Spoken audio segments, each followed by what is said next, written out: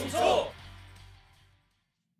AEW X New Japan Forbidden Door 2023 had a couple of great matches on them, but which one was the better one? Or were they all just great?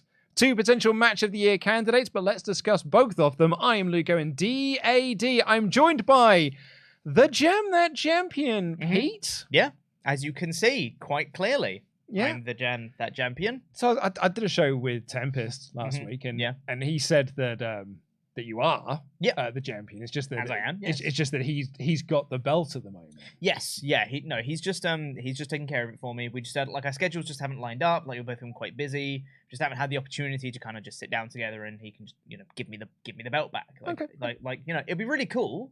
I'm sure. Yeah. Because it is my belt. It just hasn't happened yet. Yeah. That's all. Yeah. I mean, I'm sure LIW is fine. Yeah. LIW is fine. We're always fine. Always fine. Yeah. But welcome to the WrestleTalk Podcast review of AEW New Japan Forbidden Door 2023. Please press the subscribe button if this is your first time here. Give us a little thumbs up as well to help with that whole algorithm. And get in your comments down below if you're watching this on demand. But if you're watching it live, send in your OmegaChats to WrestleTalk.com/support. We'll read out every single one of them above the $5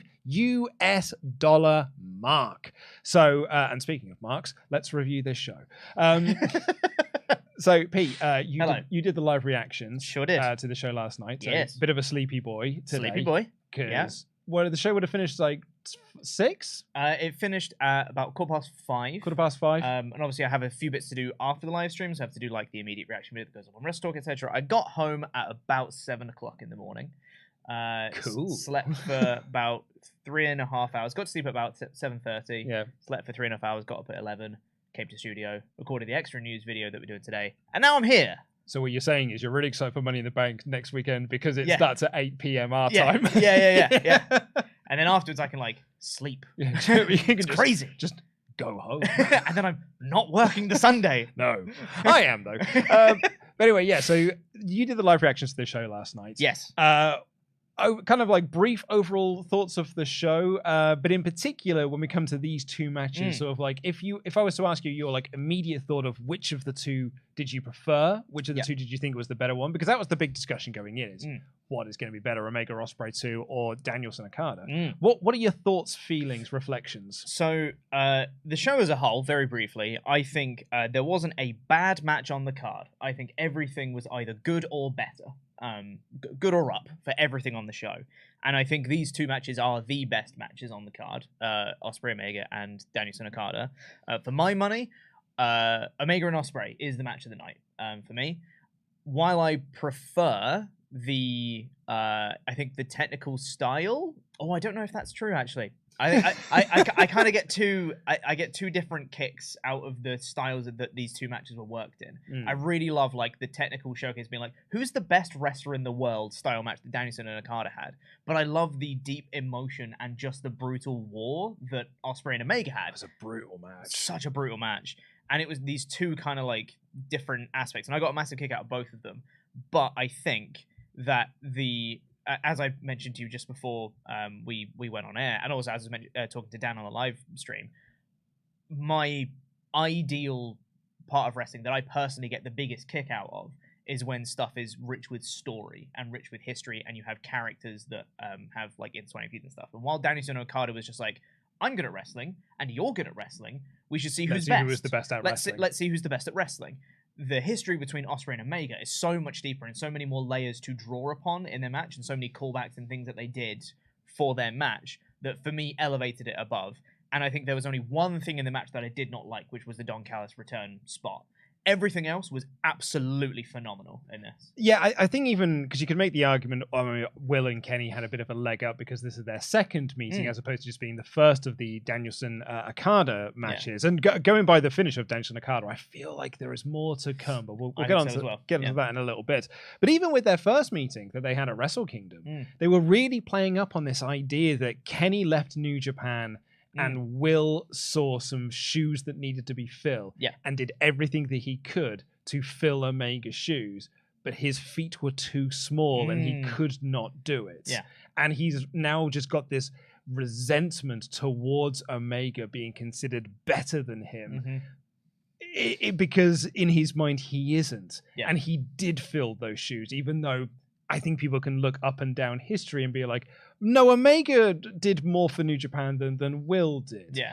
And I'm talking like purely character-wise here as well. Like, Yes. and I that's what I really liked about the first meeting. And then with their second one, man, they played into that so much on this time around, and like lots of callbacks. This was a pissed off Will Ospreay, he was pissed off going into Wrestle Kingdom, but he was super pissed off in this match. Like, his whole thing is that he's going to Canada to cause riots because he's going to beat and maim and take the title off of Kenny Omega. At one point, grab the Canada flag to wipe his ass on it and stick it up his nose to doing the Shawn Michaels spot and this and the other.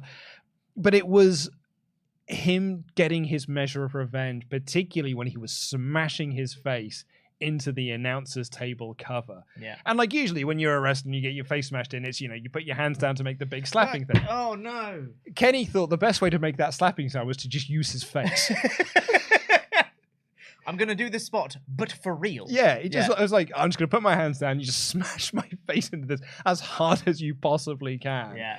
It was like, these two beat the cack out of each other. It was so cool because you could feel the emotion in every move that they did. There's just like genuine or otherwise, there is just a chemistry that is filled with hatred on both sides, and it just comes out when they wrestle, where they just put everything into every move that they do. It's genuinely such a spectacle to watch them both. And even in the ring intros, Kenny came out as the best bout machine, the cleaner. So he's like very much tying into his New Japan heritage there. Yeah. Will Ospreay, they made a big point of the fact he has now gone back to the aerial assassin moniker. Yeah. And he used elevated when he came out. So there's a lot of like big history character stuff in here that I really, really liked. Yeah, and Kenny came out to Devil's Sky as well, which was like, it was so, and like, this is one of those things where like Kenny came out and I was like, and I wrote in my notes here, he's on another level of like star power. Yeah. Which is mad because then like Danielson and Okada came out later and I'm like, oh no, like that's a big star right there. Yeah. I think he is incredible. And the crowd were chanting holy S before the bell had even rung. But there is a Don Callis shaped elephant that is in this room. I feel like this is kind of two talking points. Number one is, was that better than the first one? And the second one is, did the Callis spot work? So in the match, Don Callis came out with Will Ospreay and security. This was set up on Dynamite that he was offering his private security to help Will Ospreay to protect him when he goes to Canada because Canadians are awful, rubbish people that will riot and loot and this and the other. Haha, very funny. And he gets ejected pretty early in the match because he trips Kenny Omega when he goes to do the Rise of the Terminator dive. So the referee ejects him. Yep. And off he goes. And he goes and he runs in the security step between Callis and Omega, and they were like, oh, the security wasn't for Will Ospreay, it was for Don Callis this whole time. And I wrote in my notes here, good. Now we can just focus on Will and Kenny wrestling. That's what I'm here to see. I love me some Don Callis. I think Don Callis is superb, but in this moment, I just wanted to see Kenny and Will. Yeah. And then that's what we got for ages, because this match went on 40 odd minutes. Yeah, it was 39 minutes total. Yeah, 39 minutes. Yeah. So Callis has gone for a large portion of it. But then Callis just comes back out. Yeah. And he comes back out and he interferes loads. Yeah. Because the first thing he does is he jumps around Will Ospreay to protect him from a V-trigger. And Kenny just does the V-trigger anyway. And Callis moves out of the way because he's a coward. Exactly. Yeah. And then Omega tries to pull Will into the one-winged angel, and Callis holds onto Will, and the referee's then stopping him. And in the melee of this, Callis hands Will the screwdriver. So Will gets the screwdriver. He stabs Kenny in the head off the one-winged angel. Nice and ties into the story that they're doing with Kenny and Don. And he hits the hidden blade and the Stormbreaker. Kenny gets his feet on the ropes. It's very good false finish. We'll get into that in a second, I suppose. Then they do a bit of back and forth and stuff. And then eventually Will gets the win. So I was going through the moderators chat that we had, and our mods were talking about this, and there was this discussion of like, I could not get back into the match after the second Callis spot. And I know you and Dan had your issues with this on the live reactions because there's a big sort of logic hole of why didn't the referee just eject him for a second time? Yeah, 100%. The thing is, there's the macro aspect when you zoom out in that this wasn't the finish of the match. Big plus on that one, because if it was, that wouldn't have been very good. Because I think it would have really cheapened the whole thing, and I think people just want to see Osprey and Omega wrestle, like you were saying, and I think that would have cheapened that experience for the fans. That's a plus for that spot, that it was not the finish. And on a macro level as well, like the interference spot in and of itself was okay. Like I don't mind Callis getting involved in the match. It's the fact that he was ejected and was able to walk back out with no repercussions. It then says, well, why was he ejected then? And it's from a storyline perspective, like, what's the referee's power at that point then? Because you can eject him and then he can come back with no repercussions. But also, why would you book the ejection spot? You can just have Callis be there. So I was thinking this, like when he got ejected, my thought was great, because now we can just focus on Kenny and Will. And that's why they have him removed from ringside, because it's no longer about Callis. Because if he's at ringside, he just becomes a distraction for the entire match. Exactly. Him gone, he can just have this.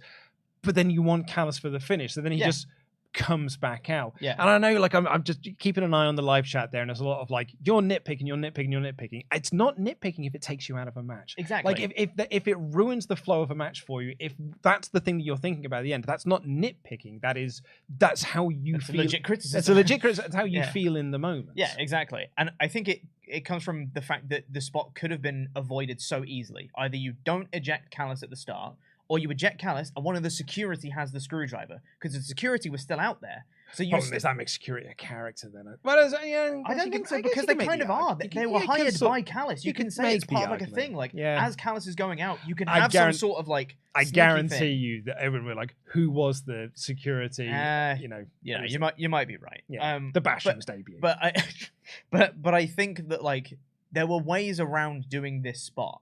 And it felt very convoluted, and it completely undermined what the referee was doing. Because when Callis came out, he was like, hey, don't interfere anymore. And then he interfered loads, and the referee was like, hey, don't do that. It's like, you already ejected him once, just do it again. Like, it was a really weird, like, what are you doing, referee? What's your power here? My final note I had on this match was, I could have done without the Callis stuff, but there's no denying that was incredible. It's still a 5-star match. Because it is. Because the thing, even with all that, it's still incredible. Yeah, and I think so, for me, their Wrestle Kingdom match is my match of the year. Sure. And it has been since January 4th, and I don't think anything in professional wrestling has come within an arse's roar of the first Omega Ospreay match at Wrestle Kingdom in terms of match of the year contendership. Yeah. Mark Markston may have different ideals, maybe. But for me, Omega Ospreay is like, it's my match of the year thus far. So I was super duper pumped, but also some fairly lofty expectations of like, well, your second bout's probably going to try and level it up somewhat. So what are you going to do for the second bout? And so I'm now sat here being like, I don't know which one I prefer. Like, I know Sean over on Fightful was being like, that's my new favorite match I've ever seen. And I completely agree, but there's this, I didn't love the Callis stuff. And I think that's kind of like, I still think that Kenny Osprey 1 is tippity top. You know, I think it was like 6.25 stars in. Sure. Like, okay, as an example, Dave Meltzer gave that 6.25 stars in The Observer. Whatever you want to say about Dave Meltzer is fine. That's a numerical score that someone has given it. This for me is then 6. Sure. It's just that quarter-star difference. It is that tiny little -1 that just drags it down a little bit. Or it's 6.25 again, but should have been 6.5. Right. You know what I mean? It's just like that's that tiny little step down. So maybe that's kind of where I'm thinking. Like, it is of equal, but I think without the Callis stuff, it would have been better. It would have been better than the original. Yeah, I think that's a fair assessment. I also just want to talk about as well one other spot from this match, which was Kenny Omega kicking out of his own one-winged angel. Yeah, I mean, there's a few other ones we need to pick up on, but let's do that one first. Yeah, because after they did the false finish, which by the way I love. Such a good false finish. Because and it almost justifies the Callis spot. That's the other point of the Callis thing. Is it almost justifies the spot because the false finish was so good. Because it is so good. Yeah. Because I genuinely thought, I was like, oh, that's the finish. Yeah. Because it's a screwdriver. So disappointing. It's hidden blade. Yeah. It's Stormbreaker. And I was like, oh, that's the finish. That's real. That's a massive downer. And Kenny gets his feet on the ropes for the kick out effectively. And I was like, oh, that's a superb full finish because I totally bought into it. Such a good full finish. Still could have done without the Callis stuff, yeah. but oh. Yeah, but you did get me, didn't you? If someone made an argument to me to defend it, I'd be like, I'd buy it. Like, if someone came up to me and was like, here's why we did it, I'd be like, you did it for all the right reasons. Yeah. Then. I'd have done without it, but you did it for all the right reasons. Yeah. And then Will goes over to Don Callis. Don Callis whispers something in his ear. Goes like, oh, I wonder what he could have whispered there. I'll tell you what he whispered. Go and do Kota Ibushi's finish on him because that will really mess with his head. So he gets him, bosh, come by a knee. Like, he hits him with that and then picks him up, one-winged angel. And I was like, oh, man, that is my God. Like, this is going to be an incredible thing. And the commentary couldn't finish the sentence. Nobody kicks out of the one-winged angel because Kenny Omega kicked out at one. And it's a perfect callback because it's exactly like at Revolution 2020 when the Bucks did it and the kick out of one because you don't use Kota Ibushi's move against Omega. How do people not know now? If you use Kota's finish on him, it powers him up. He's a Kota type Pokemon. It's just, it gives him more energy. So good. I loved it so much. I jumped out of my seat at the kick out of one. And it was punctuated so perfectly because Excalibur was like, nobody kicks out of the one with bang, he's already kicked out of it. One. Oh, and it was for me, so great. You know when people were saying I couldn't get back into the match because of the Callis thing? That kick out at one, I was like, oh, I don't care anymore! Yeah, you're absolutely right. Good. You're absolutely right. Yeah. The other two spots I think are probably worth talking about outside of the DDT on the stairs, which Christmas Day, that was a heavy bump. Also lovely tie back into the DDT from the first match. Yeah. Is the Tiger Driver 91 spot. God. Dropped him on his head. He sure did drop him on his board. And here's the thing, is I was like, oh, they botched the move. No, that's how that move's supposed to look. Yeah, that was it. That's what they did. That's the design of the move. Yeah. It's just that they just dropped him right on his poor old noggin. Bit of a spoilers for my edited review, which apologies a bit late. Our editor's a bit under the weather at the moment, so he's a little bit behind. But I made the joke and I was like, people said that was the most horrific move of the night, but I watched Kojima elbow drop CM Punk right in the cock. So that was at least Kenny's neck bumps are illusions. Kojima just elbowed him right in the knob. He sure did, didn't he? He sure did. And the other one for me, and it just I thought it was a fascinating thing from a crowd perspective. Because there's a spot when, I mentioned it earlier, Will goes out and gets the Canadian flag, wipes his bum with it, sticks up his nose, does the old Canada thing, and he locks the sharpshooter on Kenny. And the crowd are going, boo! We're Canada, boo! Yeah. And then he locks in the crippler crossface, and the crowd go, boo! Oh, that's uncomfortable. And it really was this I don't know how to react to that, because... boo? Do I boo because you're... I don't want to boo because we just booed the sharpshooter because you're doing a thing that we like, and we don't want you to do it. Yeah. And we don't want to seem like we like the thing that you're doing, but we don't like the thing. Oh, but boo. It was this massively... I don't know how to react to that. And the thing is... They eventually figured out because they then started chanting "you sick F" at him. Yeah. And I was like, okay, they get it. And this is very much like a Will Ospreay, I'm going to incite some riots in Canada. Yeah. And the thing is as well... I suppose they did do it intentionally for that reason, which I don't know if I agree with doing that spot. It is just a crossface, and people use crossfaces all the time. It's the fact that it came right after the sharpshooter spot. And they're in Canada. That was intentional. I felt like that was very much intentional. Yeah. But as I said, this crowd, they eventually figured out what to do with that. Yeah. But in the moment was like, you can't do that. Oh dear, not sure about that. But I thought this was an exceptional match. I could talk about it for another 20 odd minutes, but we do have to move on to the other big match from this card. The debate rages on of which was the better match. I'm going to see if I can work out how to do a poll, Pete, because our chief moderator who does our poll is not here. But can I engage with your audience click the plus. If I click the plus, Oh, start a poll. Start a poll. You can also start a Q&A. Would you look at that? Huh. Okay, I'm going to do a poll in a minute. Yeah. So which one was better? I don't know. I've started a Q&A. Hold on. Q&A. Which one's better? Hold on. I'm going to do a poll in a minute. But anyway, so our main event was Bryan Danielson versus Kazuchika Okada. Bryan Danielson came out to the final countdown. I could not believe my ears. Yeah, it was awesome. Because like the lights are on and everything, and I'm expecting... And instead the final countdown played, and the place went mad because it's the final countdown. Yeah. And Tony Khan did say in the presser afterwards, that was a one-night deal. Absolutely. We've got it in perpetuity, which means we can use it on any time we restream that pay-per-view. If we release it on DVD, we can use that song. But I can't do it for more because, it's expensive. Yeah. One of the stories that's been told on previous podcasts about that song is that it costs $250,000 to license. Yeah.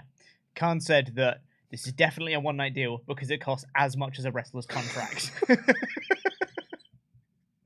But I'm a mad bastard, so I just bought it. And he said it was worth it. It was probably worth it, though. There's some real fun facts and commentary here. Okada's very first match was in 2004 in Mexico. Bryan Danielson was also on that card. Oh, interesting. But this is the first time their two paths have crossed. Yeah. I don't know how I feel about this match. Yeah? Because I loved it. Yeah. It was undeniably great. Yeah, it was. Like, it was so good. Okada was superb. Danielson was so great. So good. Like the uppercut exchange they were doing, like the fighting spirit was alive and well in all of this. It was so great. I thought some of the near falls they were doing through off the Psychonine, the Rainmakers, I thought the tombstone on the ramp was really, really great. Yep. And there was some really, really good like near falls in this. But Danielson, I didn't know this until after the fact. Yep. Got injured in this match. Yeah. About 10 minutes before the end, broke his forearm. Yeah. He's going to be out for about 6 to 8 weeks, he said in the post-show press conference. Yeah, it was Okada did a top rope elbow drop and just kind of landed on Danielson's arm. And still, it wasn't as vicious as Kojima's top rope elbow drop to CM Punkers. Yeah. But I thought he was just doing incredible selling because he was wrestling as a one-armed man. And I was like, oh, that's nice because they were doing some work on the arm earlier. Exactly. That's a really good selling by Danielson then. And then he started doing the label lock. And I was like, how's he going to do the label lock one-handed? Oh, that's a really interesting spot. He managed it by just using his feet instead because he's magic, I guess. Yeah. And he gets the label lock in with one working arm. He realizes that he is down an arm, so starts using his leg. That doesn't quite work. So then he uses his legs again to just hyperextend out Okada's arm. Like, gets like his arm and just places the bottom of his foot. Imagine if this is Okada's arm, just takes his foot and just presses it down. Just the whole side, just so much pressure, like hyperextending the arm on the other side. It was an awesome spot. It was a great looking submission. And then Okada tapped.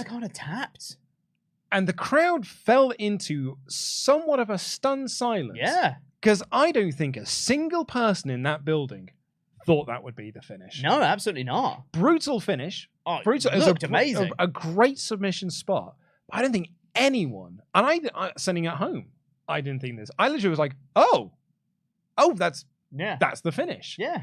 And they played it up on commentary that Okada is trying not to get injured before he goes into the G1. Such a great cover. So he is protecting himself. Realized I'm in trouble here. Best way for me to stop this is actually just to tap out here, reduce my risk of injury.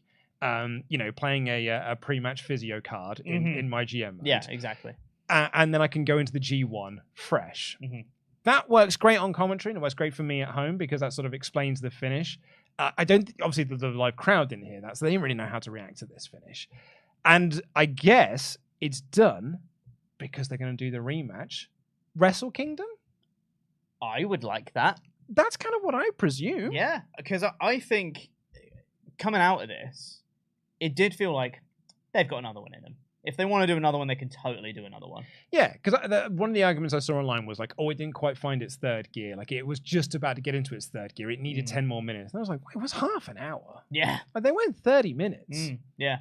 And I think that I think people might be right because it's an Okada main event. Yeah, things don't get started until the 30-minute exactly, mark. yeah. So I think that there was more to this match that they could have done, but obviously I think it was probably cut a little bit short because of Danielson's injury. He did say in the press conference, eventually kind of admitted to and copped to the fact that, we need to stop. I don't even think they stopped because they ran almost bang on time. That was when the planned finish was going to be, but I think they had to just tweak what they were going to do at the finish in order to, make up for the fact that Danielson broke his forearm and then wrestled for 10 minutes. Nut job. But I think, though, I popped massively when that finish happened. I was like, that's such a great finish. Because it's just Danielson being amazing at wrestling. And he was the best wrestler. He's just the best wrestler. He did a great submission, and Okada was like, I don't have a counter for this. I'm the that's best. It. Yeah, like, Danielson was just a better wrestler. And that's exactly what the story of the match was. Yeah. So it totally worked, but it's like, when it finished, I was like, I'm the one that's at fault here. I think I went in with lofty expectations. Like, because it's Danielson. It's Danielson Okada. Like, so you go in. You'd be there, forgiven for having high expectations. And I had that when I went into Danielson Omega. Yeah. And that like completely met my expectations and is somewhat superseded. And the same thing with Omega and Osprey. In Wrestle Kingdom and in here, and I've had this with Danielson, like Danielson Takeshita when they wrestled on TV. I was like, "Oh, this is going to be really great." Yeah. Oh, it's actually even better than I thought it was going to be. Yeah, that happens a lot with Danielson. He's got that sort of magical ability to him. This is one of those times where this is going to sound like the most ridiculous thing I've ever said in my life. Oh, that was a 5-star match.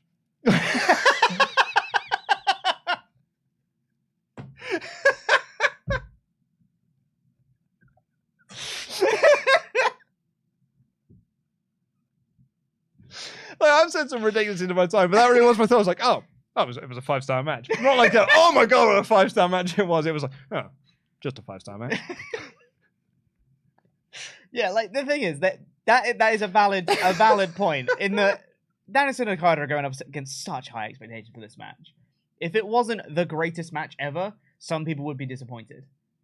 Because it's not met those expectations of it. These are the two best wrestlers potentially of all time coming to each other at the like height of their careers kind of thing. Like it's like they were going up against really high expectations, and I think they still delivered. I think they absolutely 100% they did deliver, and like I think the placing of this match coming after Omega Osprey, Omega Osprey was tough. Because that was like a 40-minute war, and you had the trios match come down. Was the trios match in but between, like the trios match was this weird sloppy mess of a match, and then and the crowd didn't really know how to respond to that one. So like they were really pumped, but tired. It's a 5-hour show. Like, it can be exhausting. Yeah, and you've just watched 12 other professional wrestling matches, and this crowd were like, I've had a final countdown party now, and I've had all my tea. And now you're giving me more dessert. Yeah. So I loved it. It was great. But if I was to answer the question that we posed on the thumbnail for this episode of which one was better, I'm going Osprey Omega. As am I. Yep. Yeah. I think so. So I'm curious, and this is why I wanted to do the poll. So I might need you to fill for time for a second while I type this out. Absolutely, yes. Do you want to dive into the Omega chats? Why not? Yes, let's do some Omega chats while Luke starts a poll. Let's have a look here. We've got a mischat from the live reaction stream.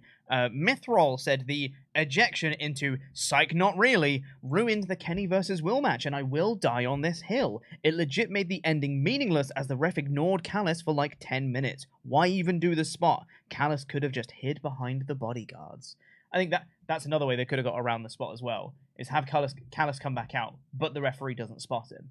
So Callis can still interfere, and you do the whole thing, but the referee doesn't look undermined. That's another way to do it. Ben Vlarik said, dare I criticize the Omega Osprey match? I absolutely loved it. God bless both. However, I feel like the finish, as well as the order leading up to it, didn't quite make sense. Interesting.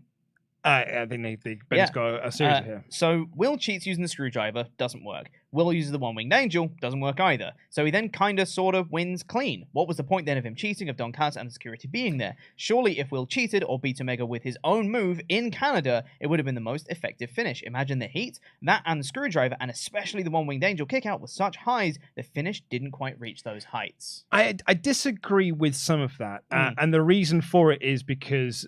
the cheating wasn't the point. And like he doesn't win clean because there was cheating beforehand. And there's only so much a man can take. I think that's it. It's a war of attrition. It's a war of attrition. All of that isn't just like, well, now he's reset back to 0. Now he just wins clean. That is extra damage that Omega has been taking. And now, when Ospreay just hits his finishes, it's like, he's done now after everything else that he's taken. It was just like, here's one thing, here's another thing, and the third thing is the thing that works. And on top of all the other things, like what really knackered Omega out in that match was all the submissions. It was the sharpshooter, it was the crossface, and it was him trying to recover from that. He got his wind and he got his, some psyched up from that. But the damage has already been done. So you do the screwdriver, that's one thing, and then you do the one-winged angel, that's another thing. But there is only so much one man can take. And unfortunately, he came up to his limits on this. And Ospreay... And that's an interesting parallel to that is because, and they made this point on commentary, Omega took most of the match at Wrestle Kingdom. They were talking about, like, he dominated 80% of that match. Here, it was Ospreay dominating 80% of it. And it was Ospreay that won because of the attrition this time around, as opposed to Omega last time. Exactly. So, for me, I totally get your point, Ben, but for me, it totally worked. Yeah, I agree. We have a lost username here. Please let us know your name. This thing that Streamlabs does occasionally. Said, hey lads, was at the show last night. Toronto hates punk. Omega versus Ospreay was easily match of the night for me. Best wrestling crowd I've been a part of. I'm 21, just graduated from sport media. Y'all have inspired me to follow a career in wrestling. Jam that jam. That's awesome. Thank you very much. Please do let our moderators know. We can get the document updated. But thank you so much. S. Morgan, or Smorgan, if you will, said, Danielson versus Okada was a Pokemon battle. Ospreay versus Omega was a DBZ fight. Having never played a Pokemon game or seen an episode of Dragon Ball Z, is that accurate? Or Dragon Ball Z, I am British. I'm trying to think why Danielson Okada is a Pokemon battle. Can't quite get... Definitely a DBZ fight for Ospreay and Omega. That makes sense. Is it because it's overrated? I actually don't agree with that at all. Scathing. I just wanted to say he just wants to make people mad. Some people just want to watch the world burn. Maybe. Anonymous said, I went into Omega Ospreay with all the hype in the world after their classic earlier this year at Wrestle Kingdom, and I was still not disappointed. Danielson Okada was great, but Ospreay will always be my boy. Also, that Tiger Driver, my God, jam that jam. Yeah, right? Absolutely. Power Packers 90's been a member for 22 months in a row. Weirdly out of time. Don't mind it. WWE already killed the ejection gimmick in every Roman match. At least this wasn't the finish, and it's still 5+ stars. Also, happy new mod. Hey, thanks. Happy new mod. Anthony Brewer said, hi fellas, I was at the event last night. It was such an amazing time. Omega Ospreay was my match of the night. Also, I liked how it was Yuta to take pinfall loss, this time in Elite versus BCC. Anthony Brewer is my name if the name gets lost. Yeah, I mean, it's always going to be Yuta, isn't it? Like, Shota Umino was there, but they were like, still pin Yuta though, isn't it? It's great. Limo Walsh says, I had the pleasure of attending both WrestleMania 39 and Forbidden Door last night, both amazing shows for different reasons, but that Ospreay Omega match live was unreal, and being British rooting for Will while being surrounded by Canadians was fun. Match of the night and year. #bruv. It's kind of like, it's the wonderful smorgasbord of wrestling in a way, to be in both at WrestleMania 39 and Forbidden Door and be like, oh man, these are both amazing shows, but they're amazing for different reasons. Absolutely. And actually, like you see this up and down on an AEW card as well. Like Omega Ospreay's amazing for a different reason than Okada Danielson is, or for my money, that the 4-way match was, it was also amazing, but for very different reasons. And one of the things that Liam Orwelsh points out there, and I think this is very important, is that we can like all wrestling. Yeah. And it's okay to go to a WWE show and have a good time, and it is okay to go to an AEW show and have a good time. Yeah. Similarly, it is okay to go to a WWE show or watch one on TV and be like, I didn't like that bit of it. And it is okay to watch an AEW show at home or on TV or go to a show and be like, I didn't like that bit. It's fine. Yeah. Yeah. We do not need to pick sides, everyone. Aoife Cassidy said, I saw someone on Reddit say that the Callis spot would have been better if he didn't actually come down with Will at the beginning. He wouldn't have gotten ejected and could have come down and did the same spots just without the frustration. Do you know what? Yeah. Just don't do the first ejection spot. Just don't eject him. Yeah. Actually, that completely fixes the issue. Yeah, 100%. If Osprey had come out with the security and commentary had put over, like, this is Don Callis' security. And this is part of the agreement they made, kind of thing. Because that's fine. You can still do the Kenny spots of Callis hiding behind the security, and it's like that security is actually just for Callis. It's not for. Yeah, that fixes everything. Don't do the first ejection spot. That's it. Will Campbell said, went and saw this in a theatre last night. Dan Layton, the professor, is watching at home. Hello, mate. Hello, Dan. He just said, I disagree. We must pick sides. Luke is a shill for balance.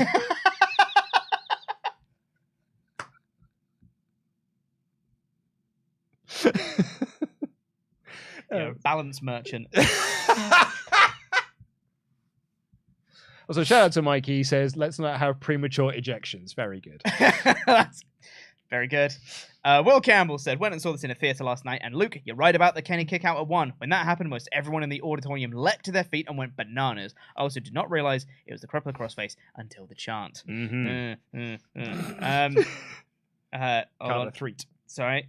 Carter 3 has become a member and has said, hey guys, refreshed. Just want to say thank you for all the work you guys do. I've been working construction and I'm now working a graveyard shift, and I always look forward to your videos and podcasts. Keep up the good work and know that you are appreciated. You are also very much appreciated. Thank you. Thank you very, very much. We've got a few more on this subject, and then we'll get into the rest of the show. Luis here says, I love Danielson's alteration to his lock.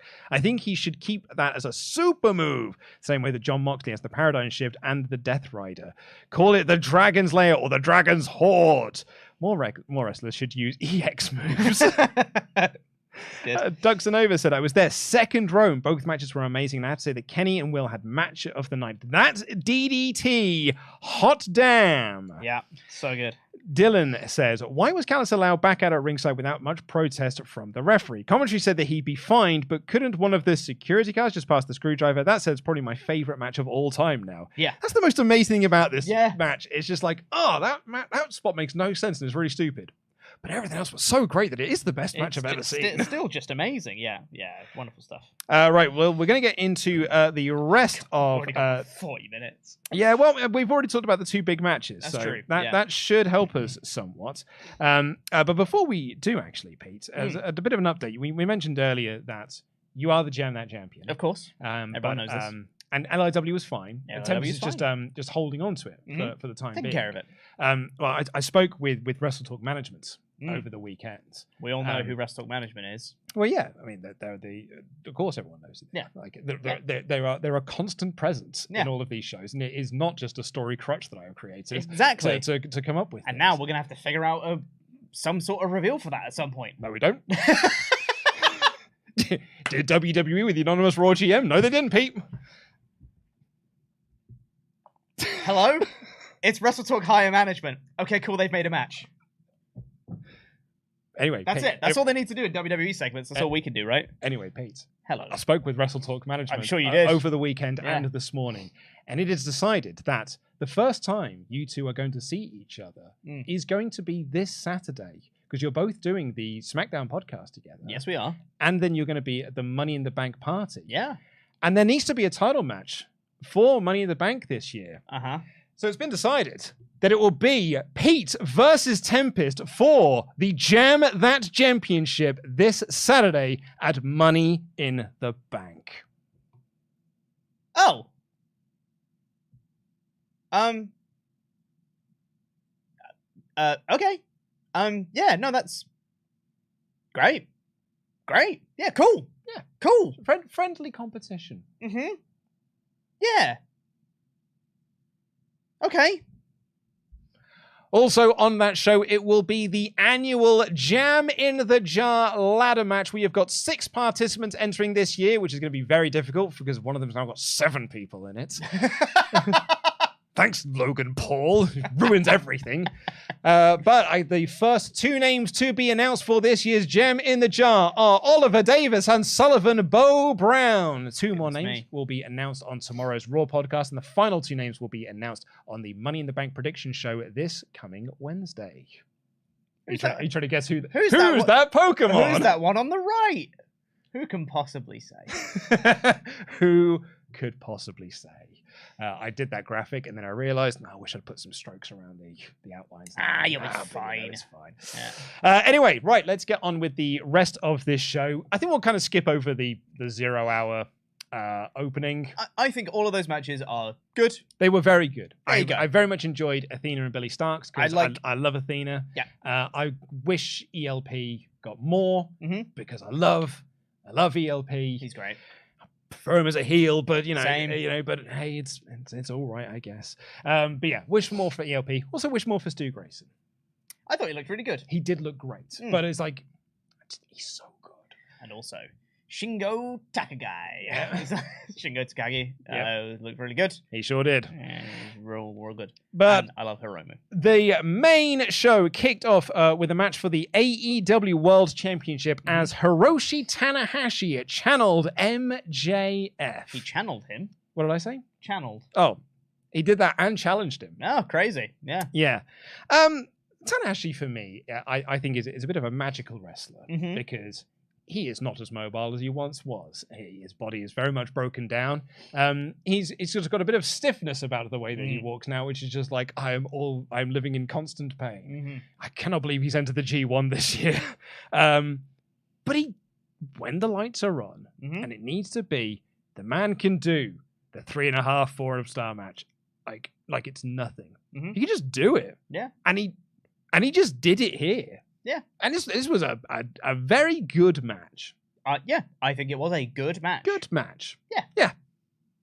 I don't think it elevated anything beyond good. No, I don't think so either. I don't think it entered the realms of great at any point. No. But it was good. Yeah. I would go as far as to say very good.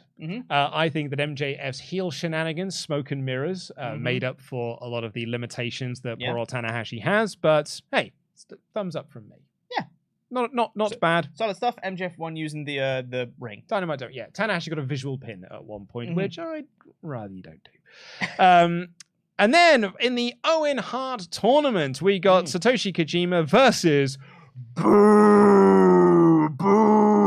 CM Punk. I would say, watching Collision on Saturday. Yeah, that was a mixed response. Yes, it was. I'd say that was probably 60-40, you could probably make an argument for 70-30 boos to cheers.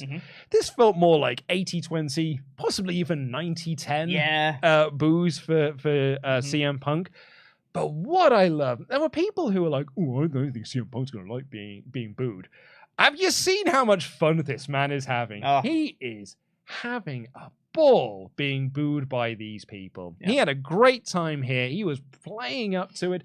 I think him doing the Hogan big boot and leg drop as part of his repertoire is genius next level so stuff. Silly. Because it's like when he did the John Cena 5 Moves of Doom in the Eddie Kingston match because he was being booed over Kingston. He just does things to make people be like, no, boo you even more. Yeah, and totally. and makes you cheer the other guy. Kojima got so much out of CM Punk being a dick. It's probably why he elbowed him in it. Yeah. He did the tens on overhand chops. He was doing, he did Kojima's peck taunt thing. He, at one point, because Kojima does the lariats, he started doing lariats in the corner while going, lariat, lariat, and then started screaming Kojima's name.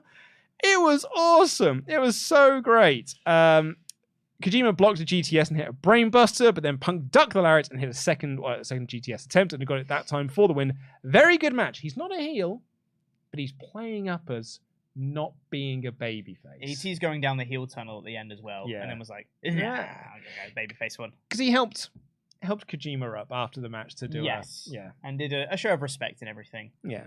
Also, Kojima did elbow him in the CM junk. He did.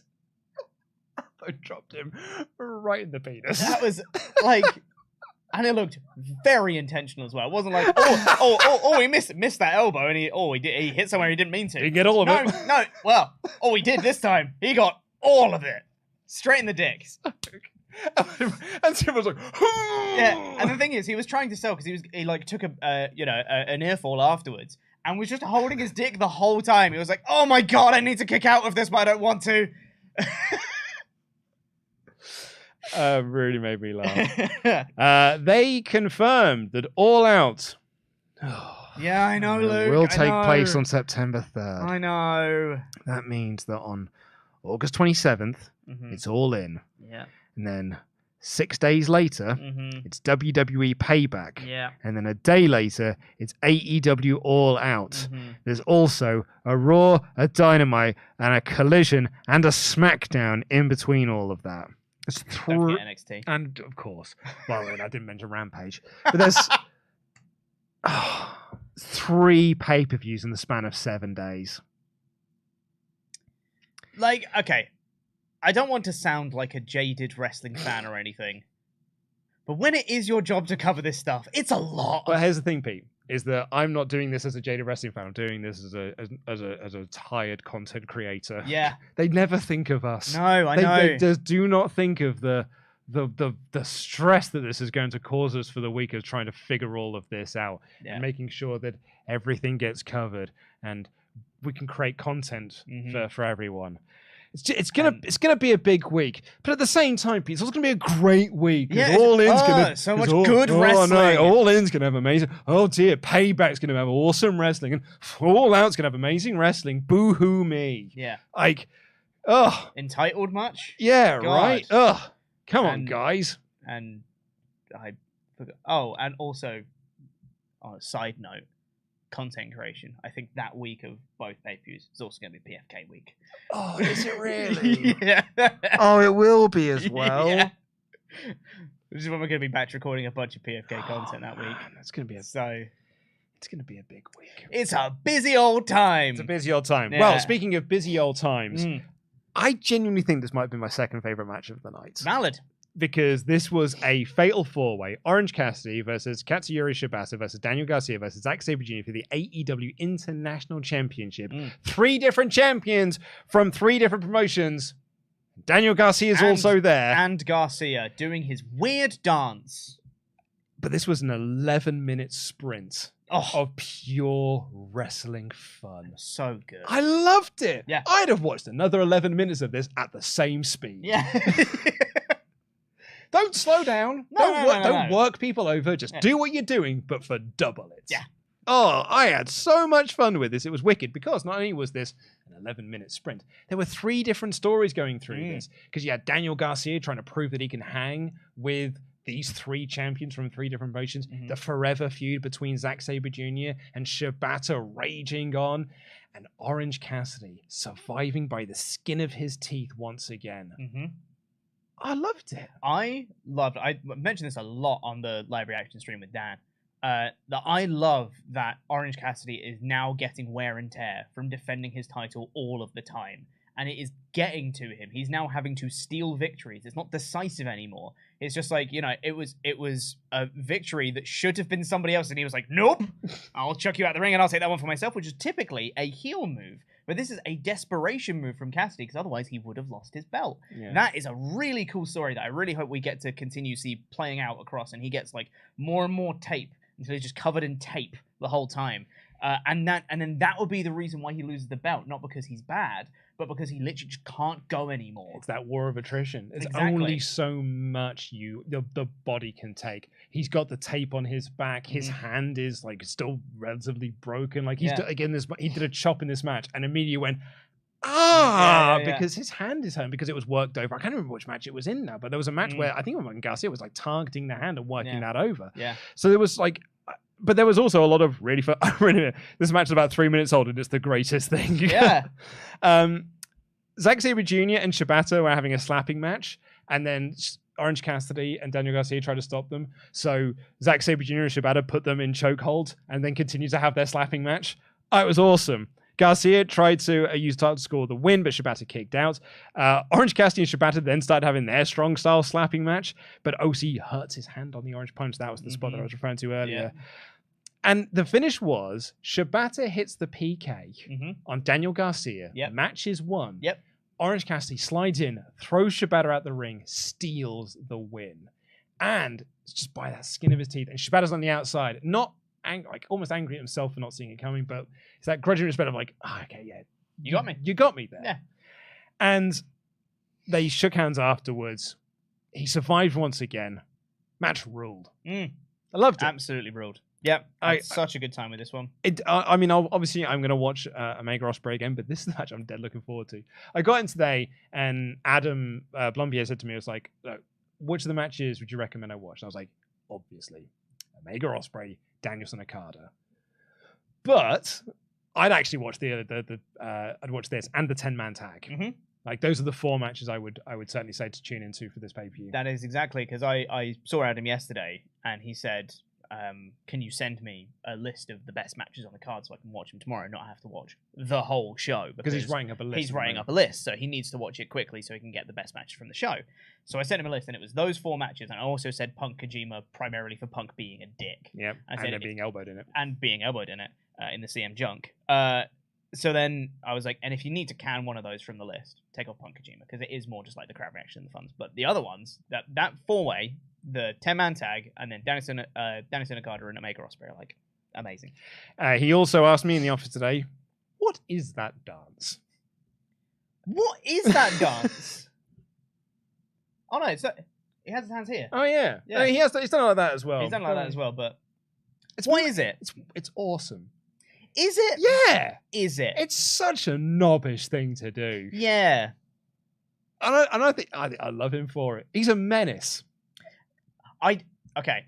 He's a menace, and that dance is a menace. I don't mind it as a taunt. If he's just doing it as a taunt and being a dick about it, cool. You know, whatever. He's not. He does dance. Whatever. When he's continually getting pushed and kicked out of the way, and his response is to dance, what you doing? Like, he danced, no joke, like 20 times in this match. No exaggeration. Okay, Adam Cole tells this story that he was doing his Adam Cole Bebe thing when the early days when no one was doing it back, so he just did it 20 times in a match. It was like, that's my way I'm going to get this over. I'm just going to keep on doing it. And it worked. Oh, so God. maybe Garcia... So maybe we'll see the crowd doing it all with him next time. Up next, for the IWGP World Heavyweight Championship, it was Sanada versus Jack Perry. The most exciting thing for me in this match was Red Shoes! He was there! Red Shoes was the referee. That was the big... simple match. I've literally written 2 notes. Yeah. I've written, crowd are noticeably quieter for this match, but they are polite and are clapping the right spots. Simple match. Sanada won with a moonsault. Yep. And then all my notes after that are about the turn at the end. It was fine. 10 minutes. Yeah. It's like probably the shortest match on the card. Yeah. I think bar any pre-show matches, yeah. Yeah. That was... Yeah? Yeah. That's fine. It wasn't bad. It wasn't bad at all. It wasn't bad. I don't think anyone could say this was a bad match. No. It was fine. It was fine. Yeah. But like they were after the match. I really liked the post-match thing. Okay, I'm gonna probably be the dissenter here because I thought this was a really good post-match for 2 reasons. Okay. Number one, I thought it was set up really, really well. Sure.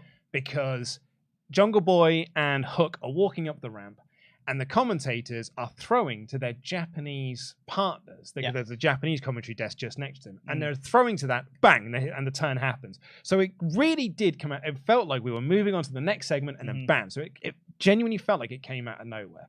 So I thought the execution of the turn, where Jungle Boy hit Hook, was actually very, very well executed. From like a production standpoint. Yeah. I've actually thought of a third option. A third reason why I like this. 2, Taz. Taz was awesome. Taz was so great here. Yeah. Because it's Taz's boy. Yeah. So he's super mad at Jack Perry for attacking his boy. And I think Taz was the best bit of this segment. And the crowd started chanting, "You effed up." Yep. And Taz's like, look, I'm not going to go in there and get in a fight. My son's his own man, but yeah, the crowd aren't wrong. Yeah. The crowd are very much right because that young boy made a mistake there. Yeah. I really like there's one bit because it looked like he was really trying to maintain his professionalism, but he took his glasses off and he just goes, "He's a dead man." just almost just funny. He's a dead man. He's a dead man. He's a dead man. It's really good. But here's the thing, and the third part of this, and this is actually my favorite part of this whole angle. Yeah. Jungle Boy is so desperate to win a title belt. Sure. He's made one promise to himself this year. I am going to win a title belt this year. He's failed in winning the TNT. He's failed in winning the International Championship. He's failed at winning the AEW World Championship. Failed at winning the IWGP World Heavyweight Championship. And he's so desperate. He's going after a belt that isn't even recognized by AEW. So desperate is he to win some form of gold, to prove to himself that he can do this. He's going for a belt that actually means nothing in the grand scheme of things. And that's why I don't like it. I think it works so well for his character. I totally get what you mean. Yeah. But I think like for Jungle Boy, he's just reached this point of desperation that this is the only thing he can see is like to make his life mean something. Yeah. I totally get that. I felt like the turn was a bit like unjustified in a way, in that it was like, I guess he wanted to turn on Hook, not because he doesn't like Hook, but because Hook has the thing that he wants. He has the FTW title, and that's the thing he wants now. I find it weird that of all the belts he wants to go for, it's the one that doesn't count. You know, I know he's gone. That's the level he's gone for everything, and I get that. That's the level of desperation. I'll also say he hit one lariat that Hook was selling for like 3 minutes, which is weird, but whatever. Hit the back of his head on there, on the concrete. Yeah, sure. And I tell you what, I really liked Jack Perry's like facial and like physical embodiment of being a heel now was really, really good. In that after he hit the lariat, he was kind of looking out in disbelief at the crowd that they were booing him. He was like, "You're booing me? Like after everything? You're booing me?" And then he dropped to his knees on the ramp and just kind of soaked in the crowd boos. And I was like, okay, this is like really good like physicality for a heel. Like I think maybe he can pull it off, like being a heel, because he's such a likable wrestler that maybe he can make this heel character work. But I did think the pacing of it was very strange, and it took a while for the thing to happen. I think throwing to Taz afterwards was a stroke of genius, but it just, for me, felt a little bit flat because the finish of the match was a little bit flat, and nothing in the match had dictated that Jungle Boy should then turn on Hook. It wasn't like, you know, Hook interfered and cost him the match or anything. I'm not saying that should have happened, but there seemed to be no impetus. Yeah, apart from losing, right? Yeah, he lost the match. And for me, it felt very strange to come out of left field to attack Hook. And granted, he wants to go for the title, and I understand that. It still, for me, didn't justify the turn happening now.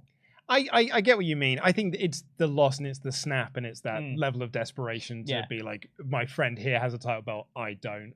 I'll go after this one. Reason number 4 I thought of why I quite like this. I haven't dragged it out. Because there was, you know, we've been talking about Jungle Boy's going to be turning heel for a few weeks now, and I did have this sort of like pang of worry of like, oh, we're going to be talking about this for the next 3 months. You know, when's the heel turn going to happen? And there are sometimes you can overrate the put it. So I think them doing it almost out of nowhere actually was part of its benefits. Yeah. And perhaps tangentially, reason number 5, Christian Cage was right. And now you got Cage as a heel, Luchasaurus as a heel, TNT champion, no less, and you got Jungle Boy as a heel. It's a little. Reuniting there. Six-man tags. And I'll say as well, there's a reason that I thought of while you were talking that I now can't remember. Sorry. So we'll move on. And I'm sure it will come back to me at some point. Yeah. I think we could, you know, you could make the argument you could have done a Summer of Jungle Hook of them going for the tag titles, him failing there, and then, you know, that's part of it. Maybe. But maybe I kind of like, maybe he doesn't win the FTW championship either, and then that's like what leads him back to Christian's arms. Sure. And then they can go for the trio titles. Where did that lead you? Right back to me. Yeah. Christian will have a field day with that. Anywho. Oh, man. Coming up next. Eddie Kingston teamed with Tomohiro Ishii and the Elite to take on the Blackpool Combat Club of Moxley, Claudio, and Wheeler Yuta, Konosuke Takeshita, and Shota Umino. Yes. In a 25 minutes war. This was great. And it was awesome. Really good. Me and Tempest on the prediction show where we're like, it's a bit, you know, this feels like an AEW match with added Ishii and Umino in there. It doesn't feel like it's a New Japan versus AEW match. So the Moxley came out to his New Japan theme. I was like, aha! So they're representing New Japan tonight. That makes sense now. God darn, this was awesome. So Eddie was desperate to start this match, and he wanted it to be Claudio, and then Claudio tags himself out and was like, Claudio. And it was like Ishii and Takeshita did some awesome work together. It was so great. And then Eddie and Moxley tagged in, and I was like, oh, this is what I'm here for. Because I love the relationship between Eddie and Mox so much. Like, I love this character-driven, beautiful, weird relationship they've got, particularly from Eddie, my boy. And we'll get to that when we come to the finish as well. And they just start exchanging chops. And so Eddie throws a chop, Mox throws a chop. It's that fighting spirit, that strong style. Eddie throws a chop, John throws a chop. And everyone starts fighting around them. And Eddie throws a chop, John throws a chop. And everyone's continuing to find out. The Bucks were doing dives. Eddie's doing a chop, Mox is doing a chop. Hangman Page, moonsault to the outside. Eddie does a chop, Mox like, they are only focused on each other. They don't give a hot dog dang what anyone else is doing. They were just focused on each other. And I loved it so much. And there was this moment when Eddie was like on the ring, like on the bottom rope, because I think it was being up by Wheeler Yuta. And Mox was right in front of him. Classic heel spot to take the cheap shot. And Mox couldn't do it. And Claudio steps in and kicks him instead. They were like, oh, it's there. Mox didn't take the chance there. He didn't take the cheap shot moment. And it builds to the Bucks doing their super kick party. And they're super kick partying everyone. And they go to do it on Mox. And Eddie Kingston dives in front of Mox, pushes him out of the way, and takes the bullet for him. From his own teammates who were trying to attack the team that they're trying to beat. That they hate. Yeah. They've got legit hatred for. But Eddie doesn't see, he just sees his friend. So he dives in front of that bullet. I jumped out of my chair. Oh, I loved it so much. But when it came down to it, Mox hit a cutter on Eddie like it was nothing. He just hit him with a cutter, and eventually Ishii hit Yuta for the win. But really, like, the brawl was great, the action was great, the high spots were great. But for me, the drama and all of the Eddie stuff in this, his fractured relationship that he's got with the Elite, not as much of a relationship there, his legit friendship with Moxley, his hatred for Claudio, his respect for Ishii. Like, there was after this match, the Bucks and Hangman were like, what are you doing, man? Like, we could have had that match won. And Eddie's like, I don't care what you're talking about, you little crybabies. And Ishii comes over and is like, good job, man. You're right, man. You're great. I really like you. I cannot say enough good things about this. It was superb. Yeah, I mean, I don't have too much to add on top of what you've said. I think the interpersonal relationships is what carried this match. This wasn't really team versus team. This was people versus people. And I liked how they did not just the bits that we already know with Kingston and Mox and Kingston and Claudio and people like that, and also obviously the Elite and Blackpool Combat Club and feuding everything. But you also had Takeshita and Ishii having this little like mini feud during this match at the same time as well. It was really cool. That one spot where Takeshita's just in control, no tag made, Ishii just walks into the ring, and Takeshita just drops him. And he just goes. He knocked his dick still. Wonderful. Honestly. I saw his soul leave his body. Genuinely. And you don't see that very often for Ishii, of all people. The classic no-seller. This walking fridge of a man. Yeah, exactly. Had a really good time with this match. So stoked that Ishii got the pin. Yeah. I love it. Yeah. Do you know what's funny? Because we were talking about this in the prediction show, but Ishii is a guy that New Japan just send out to other places to lose because hey, you're beating a New Japan guy. He's got name value, but he's not someone that is pushed beyond a certain level within New Japan. But I guess because he was British heavyweight champion for a while, and I used to see him a lot at Rev Pro, I think he's one of my guys. Yeah, totally. So he got a win on pay-per-view. Yeah. And he pinned that punk Wheeler Yuta. Yeah. So, I'm dead happy that Tomohiro Ishii got the pin here. Yeah. Yeah. Very good. I would go out of your way to watch this match. I loved it. Then we got, for the AEW Women's Championship, Toni Storm versus Willow Nightingale. It's probably supposed to be Mercedes Moné versus Jamie Hayter, but the world is a cruel place. Which is? It was a TV match. It was fine. The Outcasts did their usual shenanigans. Yeah, it was good. Yeah. And then Tony won. Yeah.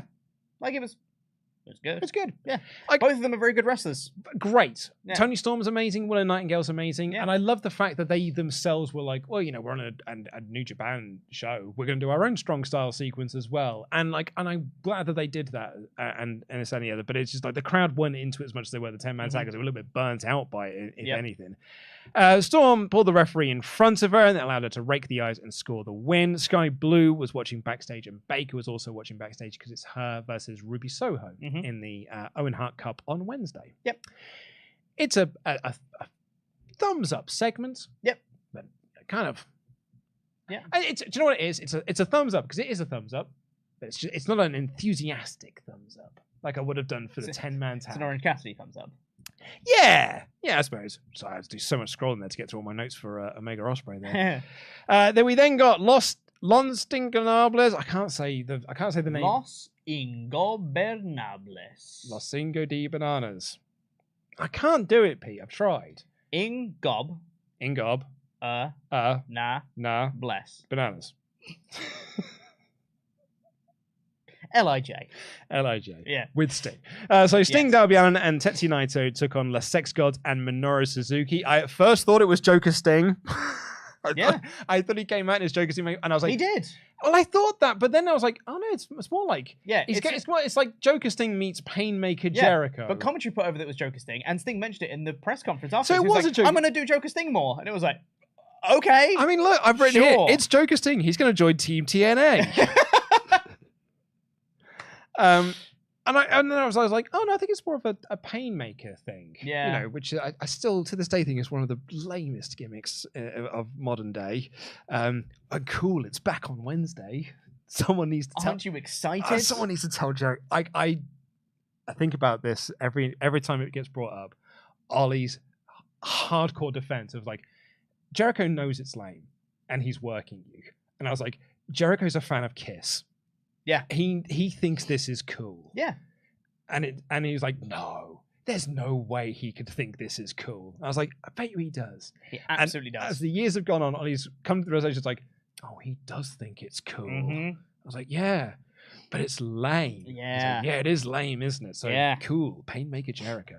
But this match was a bit pants. Yeah, I suppose. Okay. I think this is the only match on the card that comes close to being bad. It still wasn't bad. I wouldn't call it bad. I think it was fine. I'll tell you what it was. It was messy. It was messy. I felt like Sting got a bit blown up. He was sort of out of position on a fair number of occasions. There was a moment when Jericho told Sammy to go to the top rope to do a 630 senton to the floor. And I think Sting was supposed to move out of the way of it, but he moved too late. So Sammy still hit him, but then Sting just had to get up because he had to go and do a spot with Jericho in the ring. Yeah. So it kind of like it was a bit all over the place. I mean, there's fun stuff. Sammy did his little spinning taunt, and then Naito got to do his tranquilo thing in reverse. We got Murder Grandpa murdering Darby Allin with a forearm, and that was brilliant. That was awesome.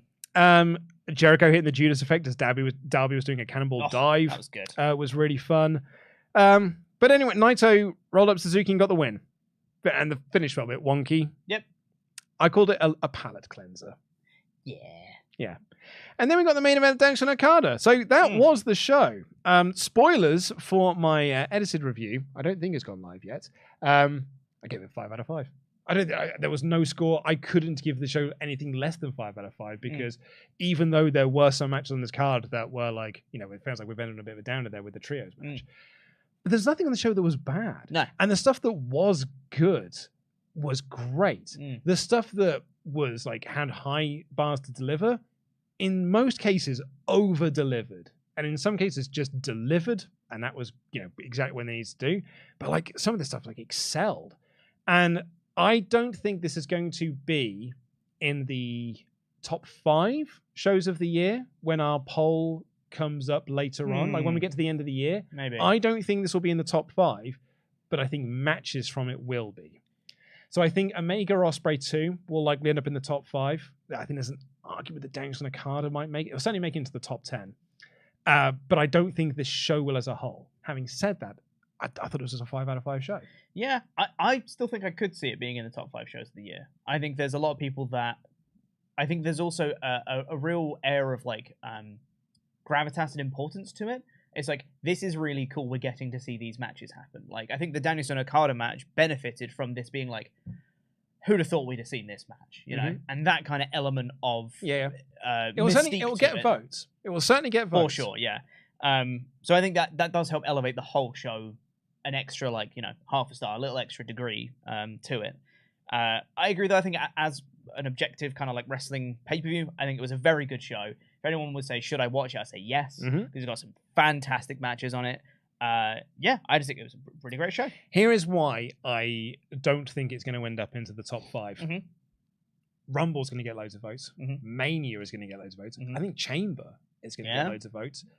Backlash, I think, because people loved that show. There's 4 WWE shows this year alone that I think are probably going to do really well in the votes this year. I made the point, I think, in one of last week's news episodes that we are on a real hot streak for WWE pay-per-views in particular. This year has been kind of outstanding every single time. And I think even Mania Night 2 would have been great if it weren't for the finish. And Night 1 was perfect. Rumble, Chamber, Backlash, Night of Champions, Money in the Bank, hopefully. This might be one of the... If they can keep this momentum up, this might be one of the best years for WWE pay-per-views ever. Yeah. And that's insane. Which is why I don't think it'll end up in the top 5. But I think it is going to get a lot of votes, which will push it into the top 10. But, hey, that's in 6 months' time. Yeah, we'll figure that out. We'll figure that at the end of the year.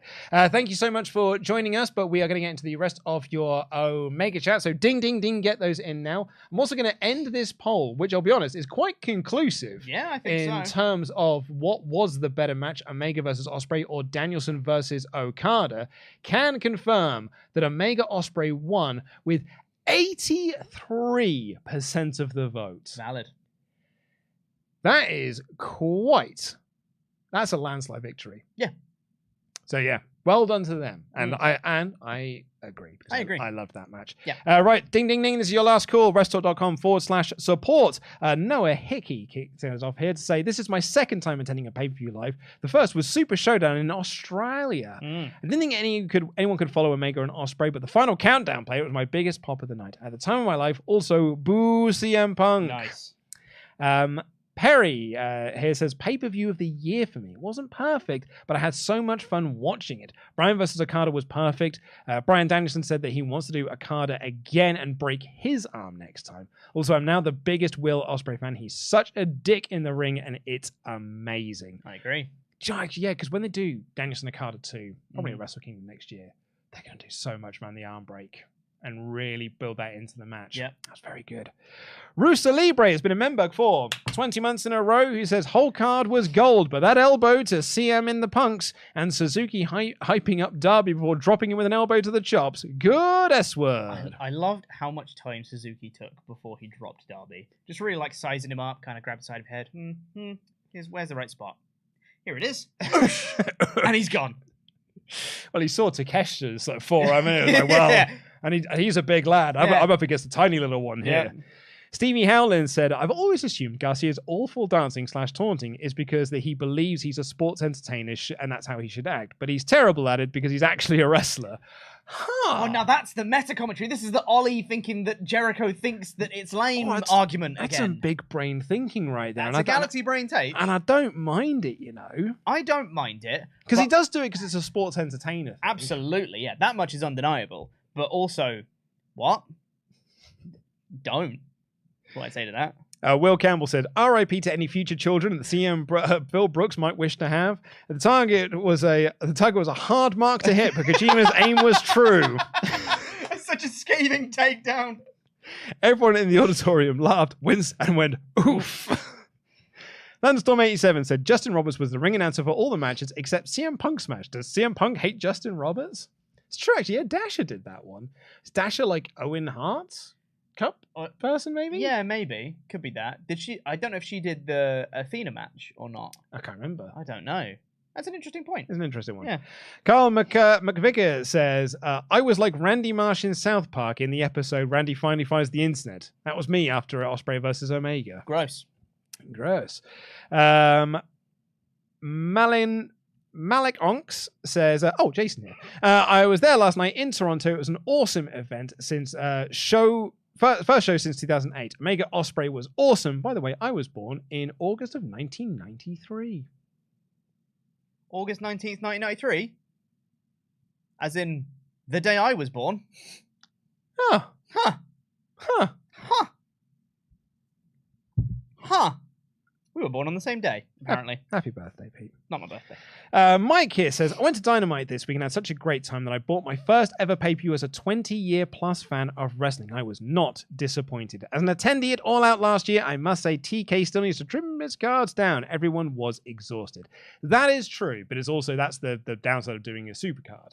Is because, I mean, like, there was a bunch of people on this show, or a bunch of people in either company, they were like, why aren't they on the card? Why aren't they on the card? Why aren't they on the card? And they had 13 matches. There's supposed to be 14 matches, but Adam Cole was unfortunately unwell, so his match with Lawler got scrapped. Yeah. So, like, you can't get everyone... Jerry Lawler, just to clarify. Tom Lawler. So you can't get everyone on the card, but everyone wants everyone on the card. Yeah. But then they don't want too many matches, but they also want everyone on the card. So it's a really difficult balancing act. Oh, I got the answer. 2-night event. Do not give them ideas, Pete. Kill Pop says, went to see an indie match, excited to see Lee Moriarty. Sadly, he didn't make it, but who came out? But Zack Sabre Jr. Wow. That match made his match of the pay-per-view that much more fun for me, and excited to see more of his stuff as someone who doesn't watch every New Japan show. Fair enough. Watch. I mean, because you can find him online. Any of his stuff with Will Ospreay from Rev Pro, like those, any of the York Hall stuff in particular, because those are like magical matches. Because because Zach's awesome, and Will's Will, who's is is a generational talent, and those two just create like pure British indie wrestling magic. Yeah. JD Reezy says, today is my birthday. So happy I get to be at home and watch you lovely lads live today. Could I have Luke say happy birthday as The Undertaker? Man, I need to find my voice for just one more soul. I just need one more soul, Vince. Happy birthday. There you go. That's the best I can do, I'm afraid. There it is. There are certain phrases I can do with Undertaker. Unless I get into a real roll of things, then I can just reel things off the top of my head. But he did it. I'm a bad performing monkey, is what I am. Happy Easter. Megatrain84 says, any thoughts on All Out being the week after All In? Why does Tony keep shoving back? Don't Megatrain, don't have a pop at Tony. Have a pop at bloody WWE putting one on the day before. That's who you should be angry at here. They've done it a week apart. That's a fine thing. Huh? Having All In and All Out 1 week apart is not great, for starters. Having back-to-back pay-per-views on back-to-back weeks. And also, WWE announced their pay-per-view before AEW's. AEW do that same weekend every year, Pete, but the petty pricks have to put a show on the Saturday. Yeah. It is not ideal. As a content creator, I mean, but the thing is, we've already been prepping for this because we knew All Out was going to be on that weekend. It's always on that weekend. In fact, when they announced All In, everyone was like, an All Out's a week later. So we all knew it was that weekend. So we've kind of mentally prepared ourselves for this. It's not great. And actually, we've been discussing, like, what do you do? Do you, like, essentially to promote two shows at the same time? You got an All-In card, you got an All-Out card. And we would, for the rest, you do it like Wrestle Kingdom Night 1, Night 2. Some of the results from All-In feed into matches they're going to be at All-Out. So I've got issues with it, but not as many issues as I've got of 3 shows being in the same week. That's where I draw the line. And that is it for now. But Pete Hamilton has become a member. So thank you very, very much. As a reminder, everyone, it is our Money in the Bank party this coming weekend. We are going to be down at the Long Arm Pub and Brewery in Shoreditch live with 150 mad wrestling fans behind us. And announced today, it will be Pete Quinnell versus Tempest for the Jam That Championship, as well as the Jam in the Jar ladder match. There's that championship one again, because we are going to be live the Long Arm Pub and Brewery in Shoreditch in London for Money in the Bank. We've got a hell of a week coming up here because we have got Raw tomorrow. We have got AEW on Thursday. We've got Money in the Bank predictions on Wednesday, plus maybe some Fight Forever stuff as well. Then on Friday, some potentially exciting Money in the Bank stuff as well. And then on Saturday, it is our Money in the Bank watch-along party. And then on the Sunday, it's our Money in the Bank review. Myself and Oliver Davis will be going through all of the action. And then on Monday, it'll be Collision, because there's all the content in the world. So, thank you all so much. Please, if this is your first time, subscribe. Yeah, and granted, obviously there's no Collision review today, because we're doing this. Forbidden Door. Yeah. But the 8-man tag in the main event was a hell of a lot of fun. It was awesome. Do you know, that's what I just want in my wrestling now. I just want, just do 8-man, add more people. Yeah. Because they did it. That's what they need to do for Forbidden Door. Cut the matches down and just combine them. But, well, here's my point, Pete. They did a trios match on Collision, and it was awesome. Yeah. Then they did an 8-man on Collision, and it was awesome. Then they did a 10-man of Forbidden Door, and it was awesome. It was like, maybe... 12-man. 12-man. Yeah. 14-man. 48-man. Yes, now we're talking. And on that note, I have been Luco and DAD. That has been your Jam That Champion, Pete Quinnell. Jam That Jam.